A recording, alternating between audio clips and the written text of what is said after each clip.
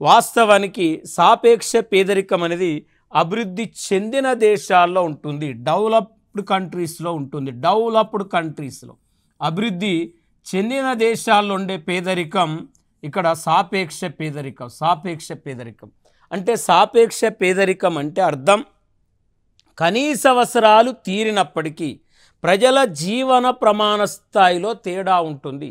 కొందరికి హెచ్చు జీవన ప్రమాణ స్థాయి ఉంటుంది, కొందరికి అల్ప జీవన ప్రమాణ స్థాయి ఉంటుంది. అల్ప జీవన ప్రమాణ స్థాయి గల వాళ్ళనే మనం సాపేక్ష పేదరికులు అంటాం. అంటే ఇక్కడ ఎగ్జాంపుల్, తినడానికి తిండి ఉంటుంది, అంటే కట్టుకోవడానికి వస్త్రం ఉంటుంది, వాస్తవానికి ఉండటానికి ఇల్లు ఉంటుంది, గృహం ఉంటుంది. అంటే ఈ కనీస అవసరాలు తీరినప్పటికీ ఆహారంలో తేడా ఉంటుంది, వస్త్రంలో తేడా ఉంటుంది, గృహంలో తేడా ఉంటుంది. ఇక్కడ ఈ మూడిట్లో తేడా ఉంటుంది. అంటే ఆహారము, వస్త్రము, గృహము ఈ మూడిట్లో అంటే ఇక్కడ వాస్తవానికి క్వాలిటీలో తేడా ఉండటాన్ని సాపేక్ష పేదరికం అంటాం.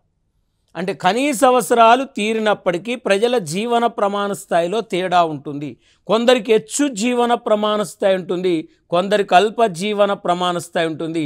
ఆ అల్ప జీవన ప్రమాణ స్థాయి గల వాళ్ళనే మనం సాపేక్ష పేదరికులు అంటాం. అంటే సాపేక్ష పేదరికము అంటాం. అంటే దీనికి ఇంకా విధంగా మనం ఎలా చెప్పొచ్చు అంటే సింపుల్గా ఆదాయ అసమానతలు అంటారు. సాపేక్ష పేదరికానికే మరొక పేరు ఆదాయ అసమానతలు.